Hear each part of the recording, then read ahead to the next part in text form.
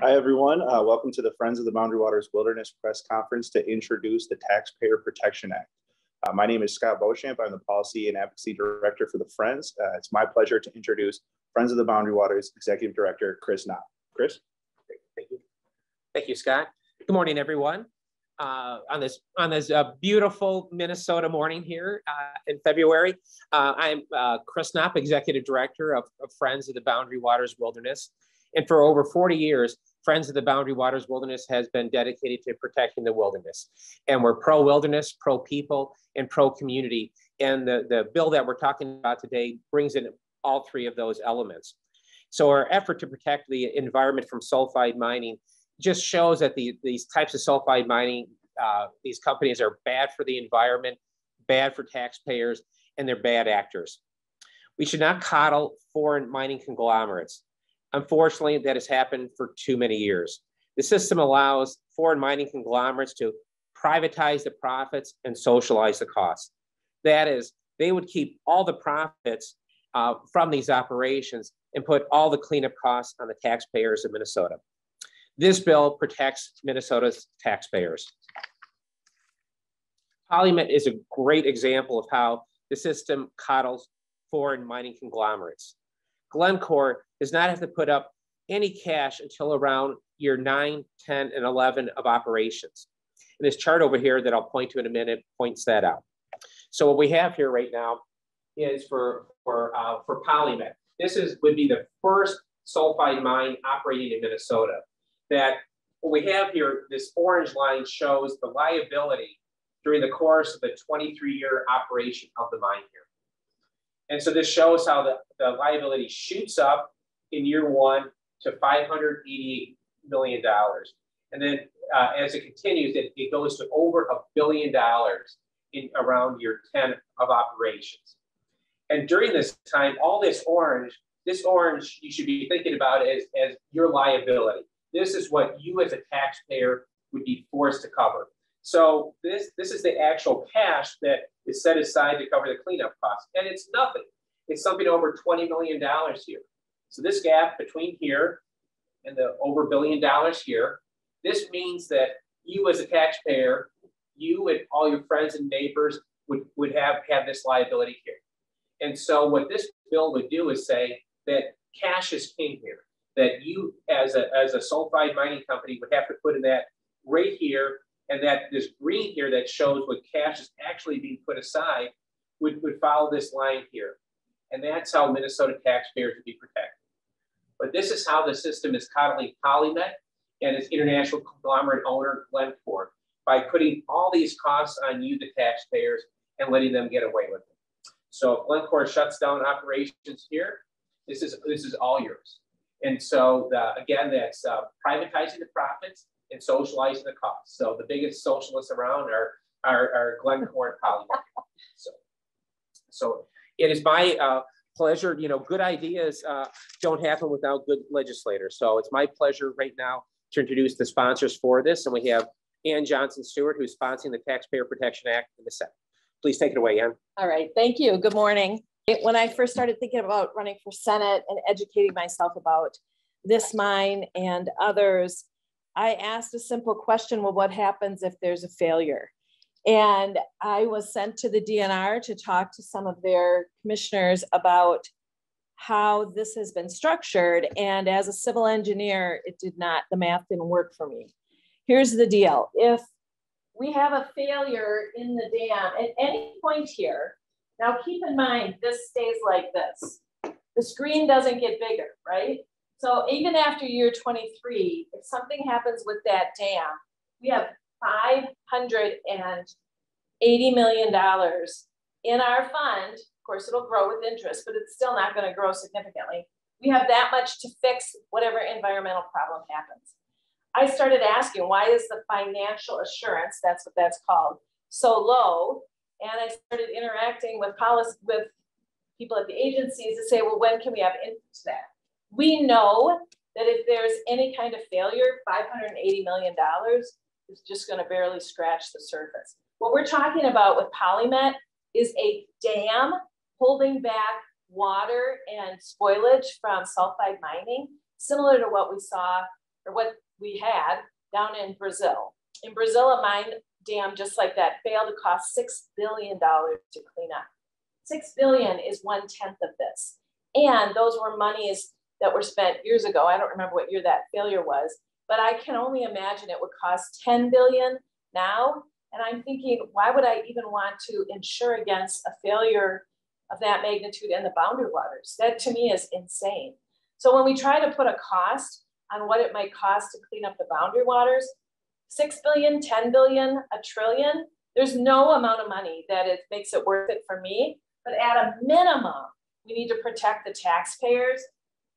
580 million in case we have a failure, or look down here. At 9 years, we barely have not even 100 million in that. You're following along exactly right. That the green is where Glencore and PolyMet have their money in it, and they don't really even start climbing until year 19 or 20. But even so, my granddaughter will be 25 then. She'll have the rest of her life living in Minnesota with, less than $1 billion in a fund that's available to clean up what we know from past experience has a very high likelihood of failing. I don't want this. It's not enough, but it's the least we can do to try to protect the taxpayers in Minnesota. And with that, I'll introduce my friend, Kelly Morrison. Representative Morrison has a companion bill in the House. Thank you, Senator. Good morning, and thanks for being here. I'm State Representative Kelly Morrison, and I represent a district that includes almost all of Lake Minnetonka, one of the most loved lakes in Minnesota. So lakes and clean water are important to my constituents, but all Minnesotans are proud of our 10,000 lakes. I'm a state representative, but I'm also a physician, and I ran for office because I wanted to engage in constructive problem solving and evidence-based policymaking. And as the only physician in the Minnesota House, I think it's my obligation to speak up for public health and science. And the science on copper sulfide mining is clear. We know it's risky. We know it's never been done without causing pollution. In fact, our own EPA calls it the most toxic industry in America. Even though this kind of mining has never been done in water-rich Minnesota before, and in spite of the known risks to wildlife, public health, the environment, water, and land, we're on the brink of embarking on this risky endeavor, woefully unprepared. Our permitting laws are simply not written to reflect the true risks of copper sulfide mining. They're written primarily for iron ore taconite mining, which is a very different kind of mining. And while it carries risks, they pale in comparison to those of copper sulfide mining. If we let the PolyMet Glencore project proceed as is, we risk the health and well-being of downstream communities, and we risk setting a precedent that will allow this kind of mining to proceed all over northeastern Minnesota without adequate protections, with potentially devastating consequences for human health, the environment, and our economy, as the Minnesota taxpayer will be on the hook to pay for the inevitable cleanup. Why would we take this potentially catastrophic risk by linking arms with the likes of Glencore, an international mining conglomerate with one of the worst labor and environmental records in the world, that has no interest or incentive to protect Minnesota's water, land, and people, especially without being certain that it's safe to do so and that Minnesotans will be protected from the financial fallout? Our Taxpayer Protection Act would force non-ferrous mining companies like Glencore to fully fund any financial assurance package upfront and in cash. It would protect Minnesota taxpayers from being forced to pay for an environmental cleanup that may result from that operation. Our current financial assurance package essentially privatizes the gain for international mining conglomerates and socializes the risk by asking all Minnesotans to foot the cleanup bill. Everyone in Minnesota deserves both clean water and appropriate protections from foreign mining companies that have no incentive to protect Minnesota's land, water, or people. Before we allow the world's most toxic industry to operate next to some of the world's cleanest water, we must be certain that they be held responsible for the pollution and the environmental devastation they will cause. I could not be more proud to be the chief author of the Taxpayer Protection Act in the House. Thank you.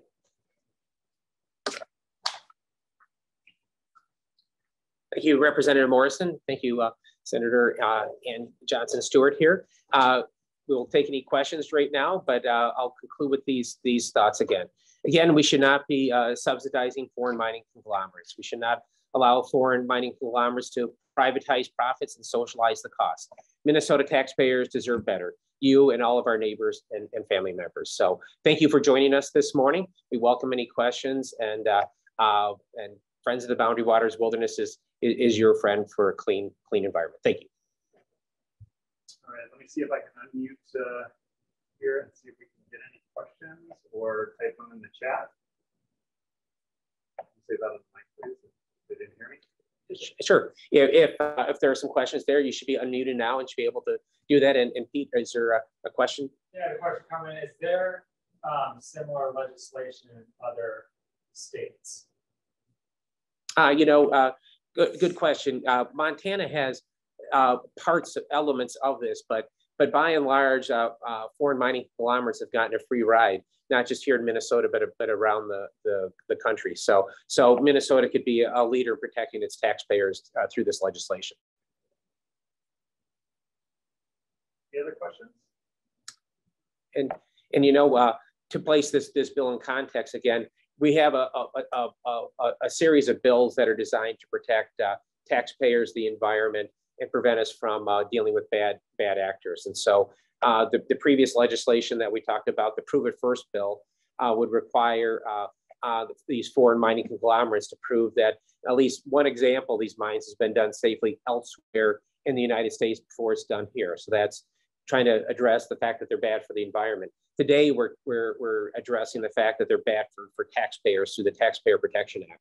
And we'll be introducing with our sponsors in the Senate legislation to protect us from bad actors. So that'll be coming down the pike in the upcoming weeks here. So.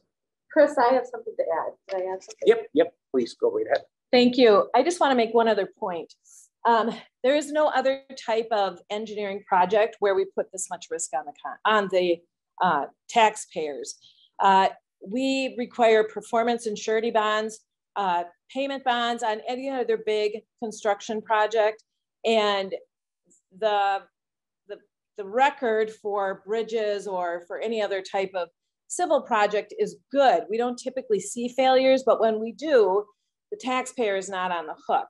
Now, this project, you can be pro mining, you can be pro copper-sulfide mining, frankly, but every one of the taxpayers in Minnesota, and even non-taxpayers, I mentioned my granddaughter, she's 2 years old. She's going to be on the hook for this. So I would call this more than taxpayer protection. This is population protection. If a catastrophic incident happens at any time, year 1, year 25, year 50, we are the ones that are going to have to pay for the cleanup. And again, I challenge you to put a cost on the boundary waters. Representative Morrison said it best. We have the cleanest water next to the most potentially damaging operation. And none of us should be willing to pay the cost for that, regardless of how we stand on mining or on copper sulfide industry in Northeast Minnesota. So this to me is a fairness issue. It's a cost issue. It's a basic engineering issue that I'm not willing, the cost benefit here is not high enough. It's quite a high cost for me, quite a high benefit for PolyMet Glencore. Do you have any other things you wanted to add? Thank you again for joining us. Any more questions? Pete coming in there? So, well, we're the land of 10,000 lakes and sky blue water. Let's keep it that way. So everyone have a great day. Thanks so very much.